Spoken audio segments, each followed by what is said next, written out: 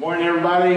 Good to see you this morning. I want you to open up your Bible with me to Matthew chapter 1. We'll turn back there. We're going to start second week at looking at the birth announcement of Jesus, primarily his genealogy. And you're thinking, Danny, you've got to be kidding.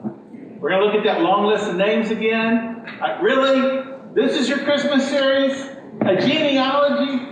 I'm mindful because somebody always reminds me that there was a time one year when our Christmas series was basically just plowing through the book of Judges. We had already been studying through the book of Judges, and when kind of the Christmas series came, or the time for Advent, I decided that we'll just push ahead through the book of Judges and try to finish before the end of the year. And that basically brought us right before Christmas to Judges 20 and 21, which tells the awful, terrible story of a man who takes on a wife, actually a concubine, who is mistreated by some of the tribe of Benjamin. In fact, she's killed. It's not funny. He ends up taking her, and he cuts her up in 12 pieces, ships her out to the 12 tribes of Israel, and basically says, this is what will happen to anyone who doesn't come and show up for battle against the tribe of Benjamin. It's a pretty gory deal. Now, in the book of Judges, it's basically just this descent into darkness. The big verse for Judges is that there was no king in Israel, and everybody did what was right in their own eyes. And so just kind of chaos and anarchy prevail, and it keeps getting worse and worse until you finally have this, 12 pieces to the 12 tribes. I think I tried to do something with the 12 days of Christmas, and it really didn't work. It was bad. Those of you who were here during that time, occasionally they go, I can't believe you did Judges for Christmas.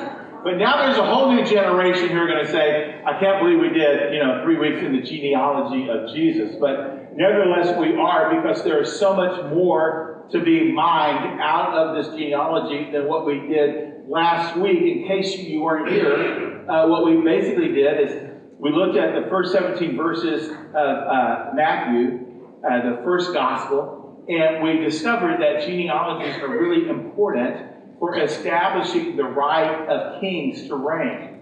In fact, if you remember, the genealogy of Jesus begins with a summary statement that says, the book of the genealogy of Jesus Christ, the son of David, the son of Abraham. So for someone like Jesus, who was going to make a claim to be the Messiah, the King of the Jews, he had to establish through his lineage that he was both of the Jewish nation, and the son of Abraham, as well, and really, most importantly, that he was a descendant of David. You couldn't be a descendant of David without being a descendant of Abraham, but you could be a descendant of Abraham without being a descendant of David. And the Messiah had to be a descendant of David. And so he has to kind of put together, Matthew, writing under the inspiration of God, the direction of God, puts together this genealogy. There were genealogical records that were held in strict safety. It was often held in the temple and protected there. And there are genealogies that you find all through the Old Testament. And you kind of look at all these sources. And anyway, they come up with this genealogy. And last week, just by way of review, before we kind of preview today, just by way of review, we said the genealogy is really important because, number one, and I'll show this to you, it establishes Jesus' royal ancestry. It establishes his royal ancestry. And I'm going to spend a lot of time there. We talked about that last week. Second is that it really represents what I call universal inclusivity. In other words, what is happening here is it shows that Jesus was not coming just for the Jews. His mission wasn't exclusive. His mission was really inclusive, in that we drew that out from the very unusual fact that we find 5 women in this genealogy. The 5th being Mary at the end of it. But 4 women, most of whom, 3 at least, if not all 4, are Gentiles. In other words, they are women who fall outside of the community of faith. They fall outside of the Jewish nation, the people of God, and they kind of represent Gentile blood in the light of Jesus. And it just foreshadows, it speaks to the fact that Jesus was coming for the whole world. And that's good news for us this Christmas season, because Jesus came for you and me, and not just for the nation of Israel. The third thing that we talked about last week, again by way of review, is that the genealogy reflects an association with humanity. An association with humanity. Because what we said last week is that the inclusion of these 4 women, which was, as I said, unusual, that one of the things is that each of them, in one way or another, are tainted. They are, if you will, stained by some kind of immorality. And it's not like they're the only ones. I'm not trying to say that the men are not. But there are some experiences associated with these ladies and the men around them. There are pictures of immorality.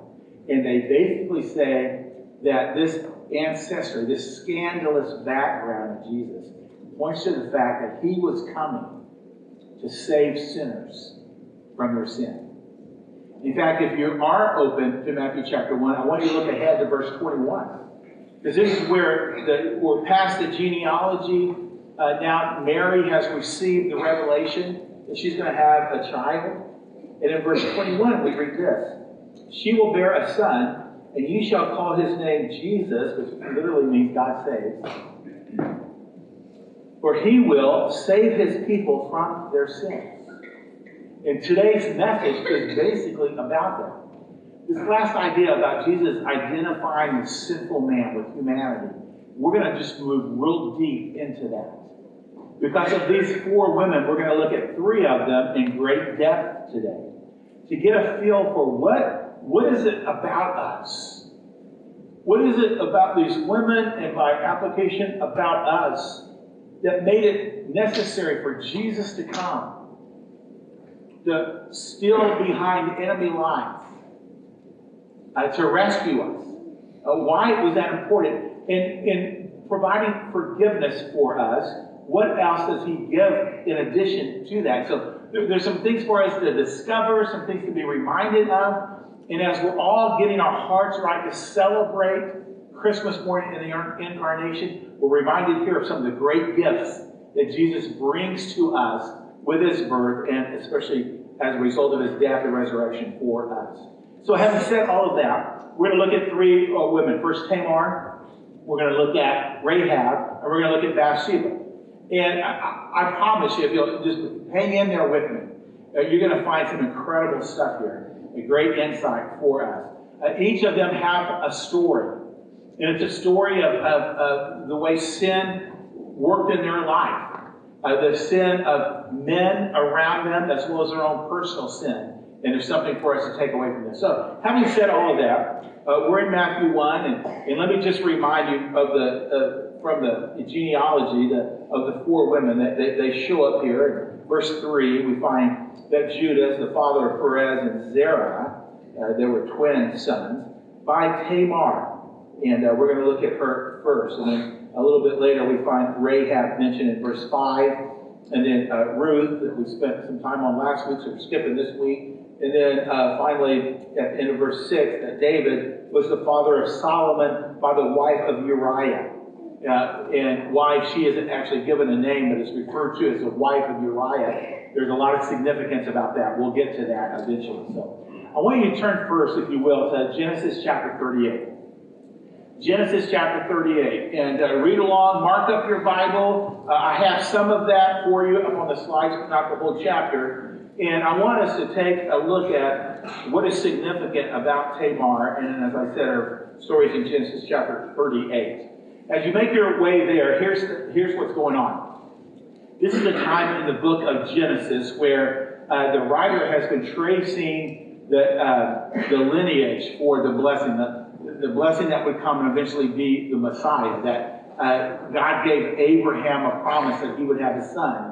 Sure enough, he does. He has Isaac, and Isaac has Jacob. And then Jacob is going to have 12 sons. One of those sons is Judah, which is an important son because it was through Judah that the promised blessing would follow through. So Abraham to Judah to David, eventually the Messiah. And Judah is portrayed here in a very negative light. And it's not really Judah, it's really all of the sons. All 12 sons are not doing well at all. And Judah is the one who's going to suggest that they sell his brother Joseph to some slave traders.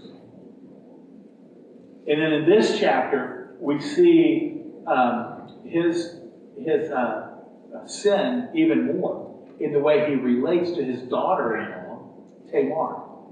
So Judah goes and takes a wife outside of the people of Israel, which is not good.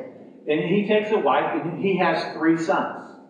The first son is named Er, or in case you're pregnant and you're kind of wondering, looking for names for a son, let me commend not commend to.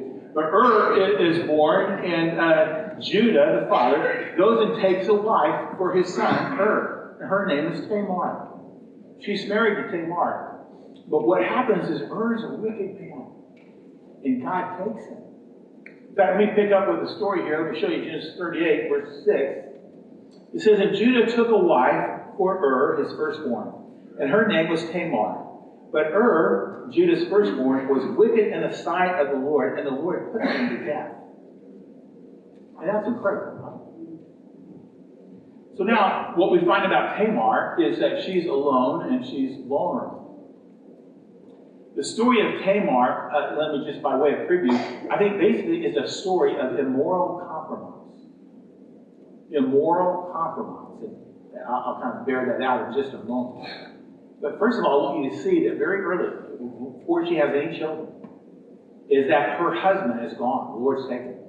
So she's alone and she's vulnerable. Now, we need to remember in biblical times, and still can be the case today, that a woman without a husband, left alone, can feel very vulnerable.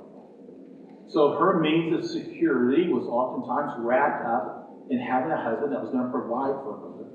But more importantly, her significance. Sometimes, especially in the ancient Near East, your value as a woman was really tied to whether you have children, especially sons, who would carry on the family name.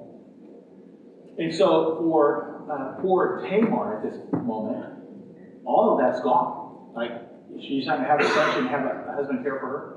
But in the Old Testament, God had provided a way to take care of widows like this. And the next of kin to the husband who had died, the next of kin was to marry or have relations with the wife, the widow, so that they could raise up a son who would carry on the family name. It was the law of levirate marriage. It's what we learned about in the book of Ruth. Remember how Boaz was a relative who came and married Ruth. In the same way, that's what's to happen here. So Judah, the father, says to Tamar, okay, my firstborn son is dead, so he's going to give to her his second-born son. So we pick up again with the story. And so the Lord had put him to death, verse 8, and Judah said to Onan, second-born, go into your brother's wife and perform the duty of a brother-in-law to her. Raise up offspring for your brother. But Onan knew that the offspring would not be his. So whenever he went into his brother's wife, he would waste the semen on the ground, so as not to give offspring to his brother. And what he did was wicked in the sight of the Lord, and he put him to death also. So what we find is that Tamar is not only alone and vulnerable, but we see here that she's the victim of some abuse. Because Onan is basically just gratifying himself, taking advantage of her sexually, but not really doing what his responsibility was, which was to father an heir for his brother who's dead. And what he's doing is wrong and selfish, and the Lord takes it. And so Tamar now is not only alone and vulnerable, but she's been this victim of this terrible treatment. And so now Judah, who has a third son, Judah is the father-in-law, right? So he has a third son that he should give to Tamar. But as we come back to the passage, we find out that he's not going to do it. So what he did, verse 10, what he did was wicked in the sight of the Lord, and he put him to death also. Then Judah said to Tamar, his daughter-in-law, remain a widow in your father's house till Shelah, that's his first son, my son, grows up, for he feared that he would die like his brothers. So Tamar went and remained in her father's house.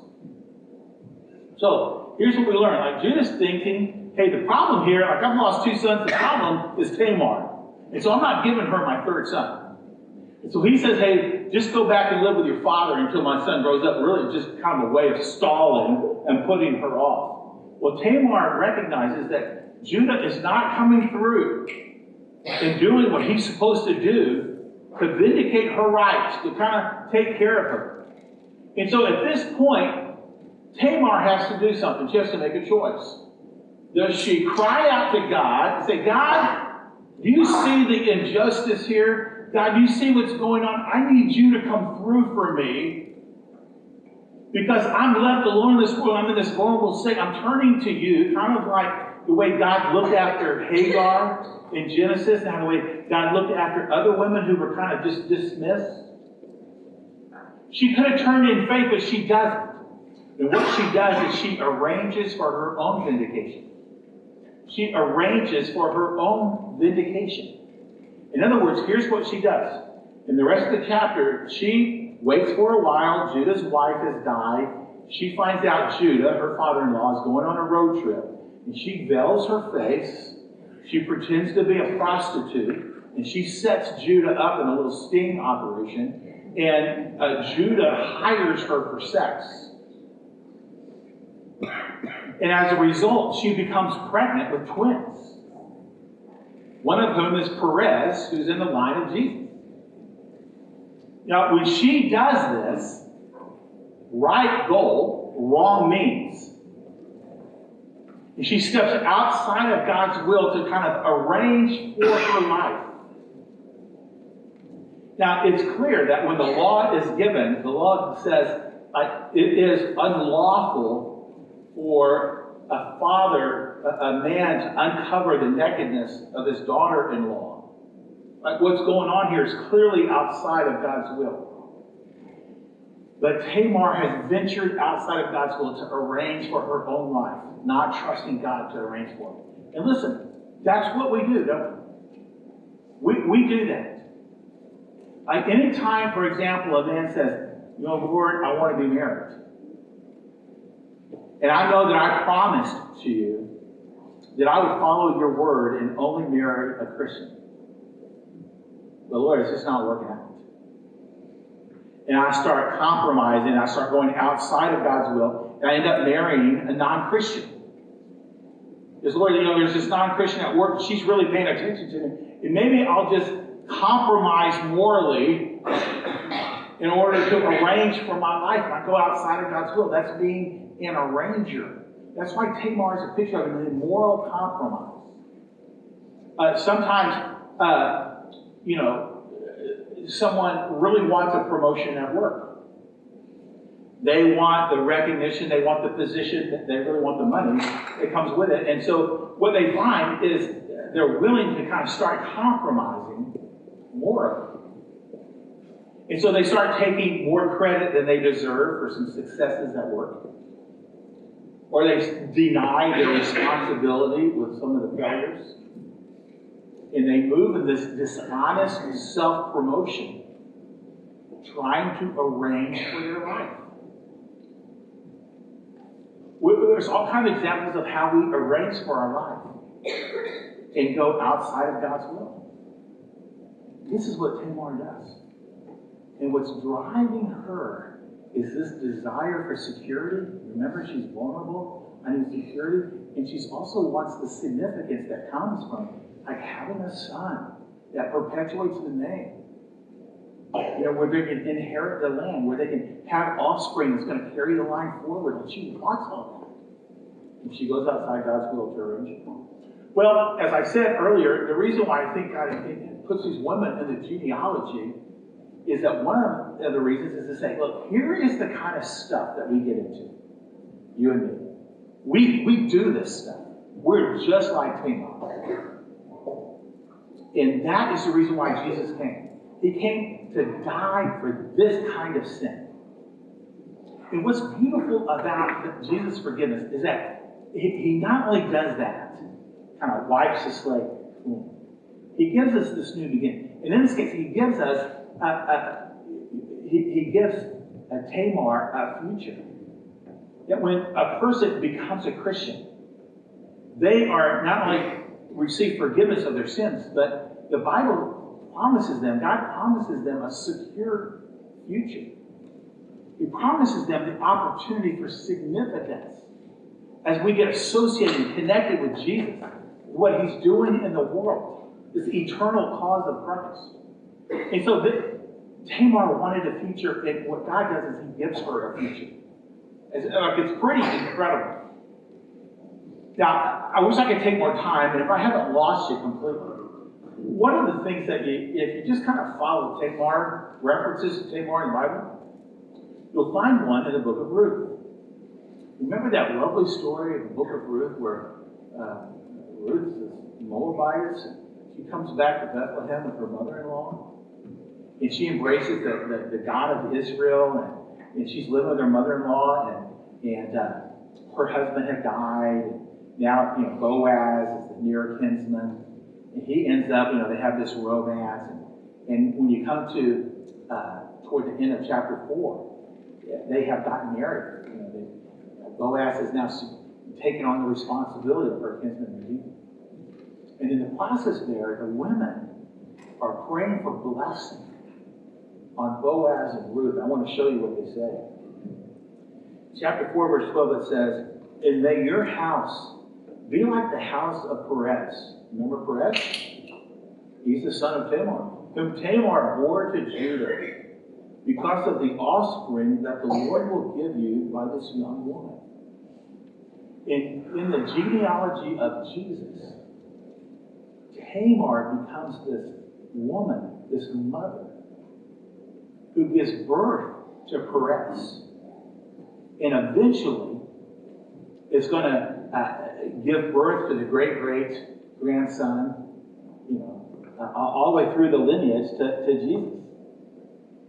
And she's held up even in a positive way here. Like the way God has blessed Perez through Tamar, may God bless you and your family. It's just a beautiful thing. So, I guess the thing here for us before we go on is just this to remember. Jesus came so you can be forgiven all of your junk, all of the way you try to arrange for life outside of Him. Whenever you say, Lord, I think I have a better idea than you do about how to make life work. That rebellion, that kind of stuff, Jesus came to pay for that. And He says that I'll give you forgiveness and I'll give you a future. Now, as we go on, as I mentioned, there's a second story that we want to look at. And this is the story of Rahab, and you need to turn to Joshua chapter 2 with me to find this. Joshua chapter 2. And as you make your way there, Genesis, Exodus, Leviticus, Numbers, Deuteronomy, Joshua, at this point, Moses has passed from the scene. The people have been rescued out of Egypt. They've crossed the Red Sea. Moses is now gone to be with the Lord. Joshua is taking over, and they're about to come into the Promised Land. The first city they're coming to is Jericho. And Joshua takes 2 men, sends them out as spies, to go spy out the city of Jericho. And they kind of sneak into the city and try not to be discovered. And they come to the home of a woman who is a prostitute. She's a harlot. Her name is Rahab. And she takes them in. And when the men of the city find out that the men have come in and they're looking for them, they come to Rahab's house to get them. And she lies and says that they're not here, that they've gone. In fact, she says, hurry, you may still be able to catch them. And they take off, and she hides them up on her roof under some straw or whatever, and lies for them and saves their life. This is Rahab. And she's mentioned here in the genealogy. How did she get there? Well, what happens is she is the picture, her story is what I would just call an immoral convert. She's the picture of an immoral convert. This girl, this woman, actually comes to faith.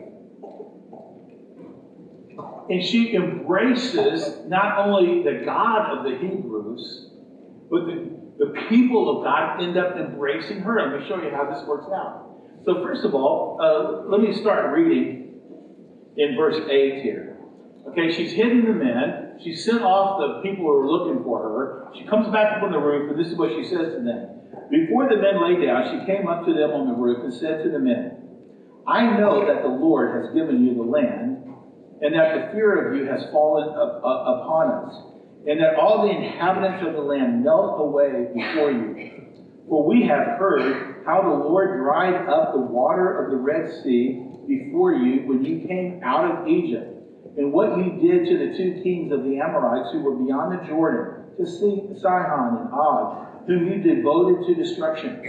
And as soon as we heard it, our hearts melted, and there was no spirit left in any man because of you. For the Lord your God, He is God in the heavens above and on the earth beneath. Now, whenever you see in your Old Testament, you see the word Lord written in small capital letters, that's a way to tell you that that word is translating the Hebrew name for God, Yahweh. Yahweh was the most personal name for God. It encompassed the covenant-keeping God. It was the name that when Moses said, like, you want me to go talk to Pharaoh? Like, who do I tell him? Who sent me? Like, what is your name? And when God says to them, he says, tell them I am who I am. That's the verb form of this word right here, Yahweh.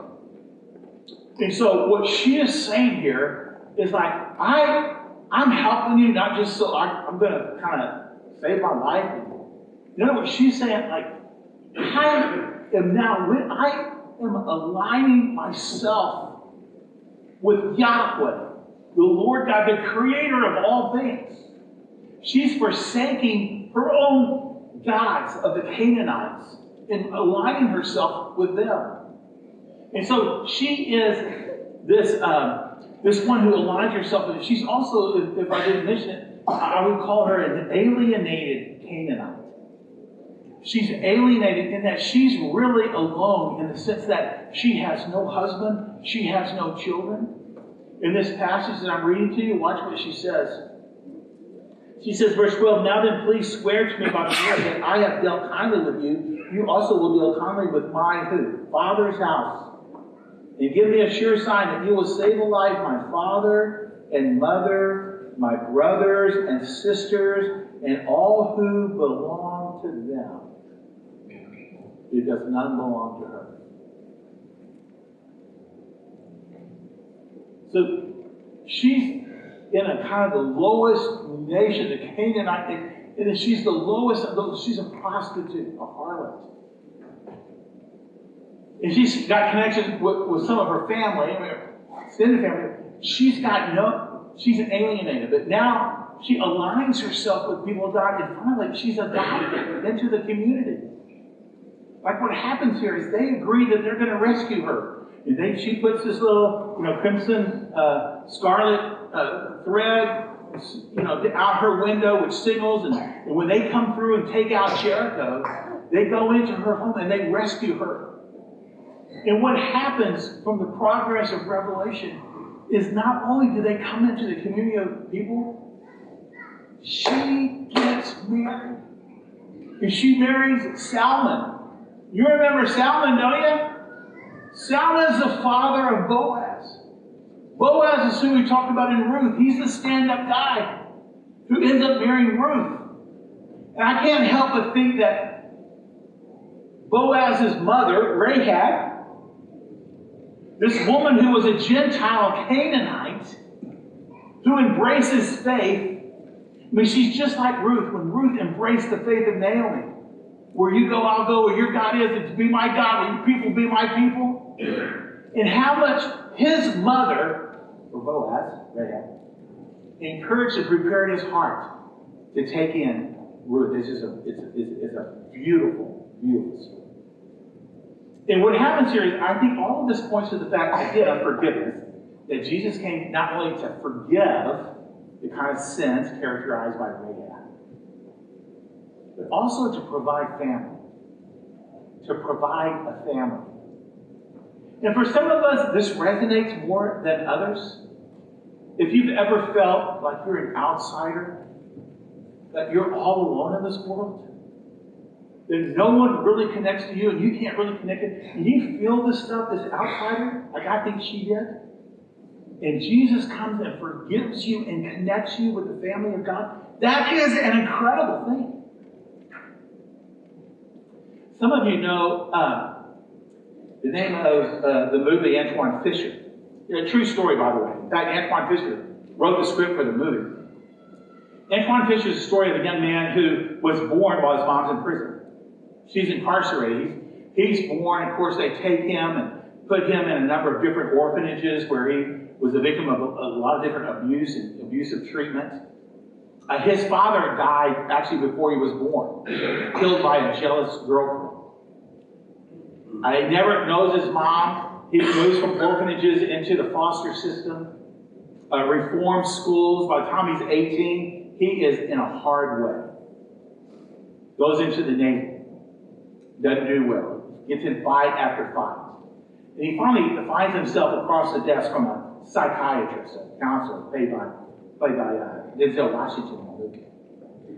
And as he works with him to try to deal with his brokenness, he says, one of the things you need to do is find your roots. He starts trying to call and find anyone that he's related to. Makes a series of phone calls, no response. Finally, he connects with someone who's a distant aunt and uncle in Cleveland. He goes to see them, and when he gets there, his uncle puts him in the truck, and they drive across town to this dilapidated apartment. He knocks on the door, this woman comes, and it's his mother. And she's not in a good way. And when she realizes, okay, she's looking into the eyes of the child that she had completely abandoned. She just turns and walks away. She goes out in the back room, she sits down on this soiled, old, bare mattress sitting on the floor. She just sits there. He follows her. And he starts asking, like, why did you not ever look for me? Try to connect with me. And she just stares blankly. She just can't make any connection. And after a while, in her silence, he doesn't know what to do. He just turns and leaves, feeling like, okay, no questions are answered. He gets back in the truck with the uncle. They go back to Uncle and Aunt's house, and as he gets out, he's walking his way in, and you can tell by his gait that he feels so dejected, so completely disconnected. When he comes up to his aunt's door, he opens it up, and his entire world changes. Because they're gathered in the house where all of these relatives that his aunt and uncle had called. He walks in, he can't believe it. They're all greeting him. They come and embrace him. They're slapping him on the back. Teenagers and young kids, and there's couples, and there's elderly people, and they're all just kind of rushing around him, and he's really taken back. There are signs up on the wall with his name on it, and pictures of kids with crayons, kind of saying things to him. He walks in the back, and there's this huge spread of food that they've spread out, and he just kind of goes on forever. People are just doting on him, and he has never felt so much love, attention, just being adored, really. And in the chaos of all of that, he's just totally blown away. And this one elderly woman, feeble, can't hardly get up, but she kind of bangs on the table. He gets his attention, waves him over. And Antoine Fisher, true story, he comes over and he gets down on his knees in front of this woman. And she's barely able to get her hands up. And she just caresses his face.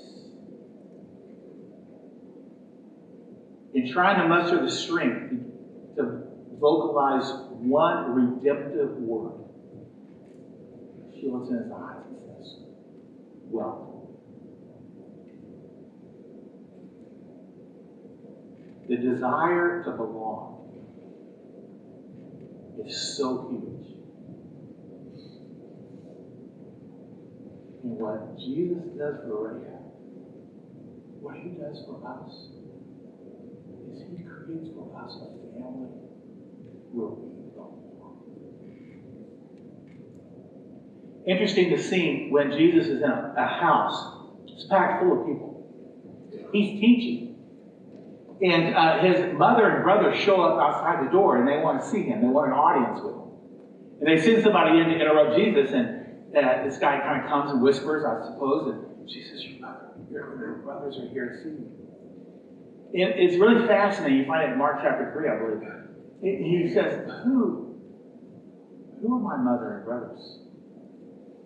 Is it not all of you who do the will of God? It's not like he's trying to minimize his mom and brothers, but he's basically saying, my family are the people who belong to God. You see, we give to each other this sense of not only being a child of God in his family, but as such, that makes us all brothers and sisters with each other. Oh man, I just love it. Rahab goes from completely being alienated as a prostitute to being embraced by the people of God, married, and gives birth to a son in the lineage of Jesus. Amazing. The third character we need to look at is this one called the wife of Uriah. Of course, we know this to be Bathsheba. We find her story in 2 Samuel chapter 11. I encourage you to turn there with me. 2 Samuel chapter 11. As you're making your way there, this is not a great day in the life of a great king. David was a great king, but this wasn't a great time in his life. 2 Samuel chapter 11 tells us that this was a time of the year when most kings went off to war, but David did not. And we pick up this story in verse 2. By the way, I'll just give this to you up front. I believe that Bathsheba's story is a story of immoral complicity. Immoral complicity. It happened, verse 2, late one afternoon, when David arose from his couch and was walking on the roof of the king's house, that he saw from the roof a woman bathing, and the woman was very beautiful. And David sent and inquired about the woman. And one said, is not this Bathsheba, the daughter of Eliam, the wife of Uriah the Hittite? And so David sent messengers and took her, and she came to him and lay with her, and he lay with her. Now, she had been purifying herself from her uncleanness. And then she returned to her house, and the woman conceived, and she sent and told David, I am pregnant. Now, you look at this and you think, wow, talk about workplace, men of power taking advantage of women. Like, no doubt, I would say this is a pretty intimidating invitation where the king of Israel summons you to his chambers. And one of the things I just want to just own that. I want us all to see that. Like, imagine what that felt like. Uriah, Bathsheba's husband, is off at war. So she's there alone. David summons her. But I do want you to see this as well, that in addition to this intimidating invitation was her personal participation. Her personal participation. It's interesting how the law actually, in the case of rape, the law would say that if a woman resists and cries out, she is not complicit in that. She's not wrong. She's not complicit in that. The implication is that when a woman is being attacked, when a woman is being, pursued sexually, and it's not wanted and welcome, that the implication is that she is to cry out. I think, either cry out to God, but in other words, she resists it vocally out loud, it says. And what we find in this account, and I want to be careful here because it doesn't say it explicitly, it doesn't say one way or the other, but you don't see any indication that she cries out against this, resisting this. And the fact that the Bible kind of picks up on this sin in a way of referring to her as that woman who belonged to Uriah, I think also kind of adds to the idea that you have not only great wrong on David's account, but you've got her personal participation as well. And the result of that is the third thing I would draw from here is a ruined reputation. She has a ruined reputation. If you read further in the account of 2 Samuel 11 and in 2 Samuel chapter 12, when they refer to Bathsheba, they refer to her like they do in the genealogy, not by name, but by the wife of Uriah. And it is a slam against David, but it also is a comment on her. If I say the name Monica Lewinsky, and what you kind of think about, this would be close to this idea. If you've read Nathaniel Hawthorne's A Scarlet Letter, like I did when I was in the 8th grade or 9th grade, I don't know if they still read it in literature classes. This is the stigma and the stain that is attached to someone because of their sin. The fact that they refer to her in this way, the wife of Uriah, is basically the scarlet letter around her. And I think that the reason why she's included, like this other one, is that her sin and the sin of the men around her, this is why Jesus comes into the world. That in this birth announcement, it's not just his qualifications, it's about his mission. That he was coming to forgive sins. And not only was he coming to forgive sins, and I think the lesson here from Bathsheba is this, is that he comes not only to forgive, but to forget.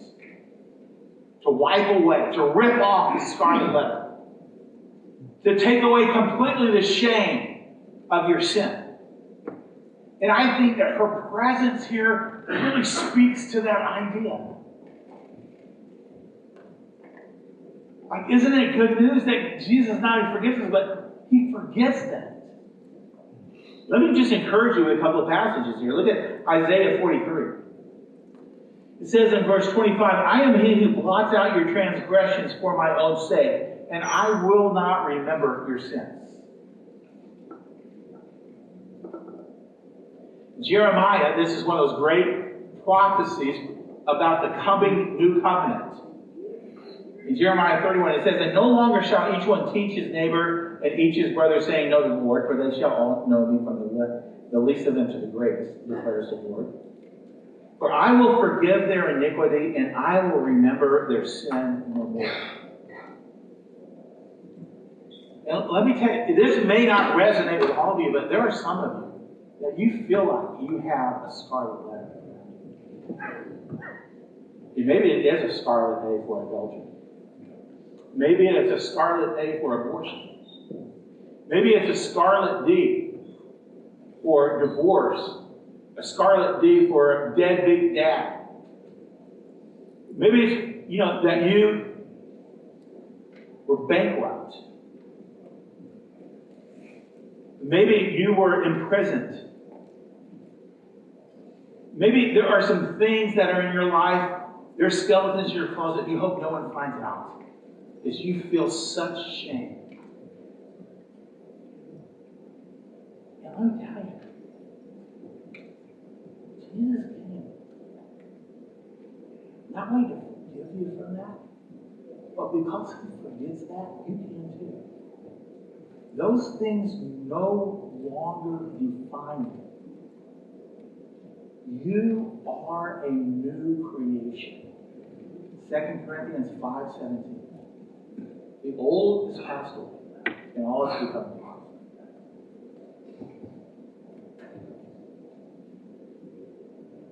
That is incredible news.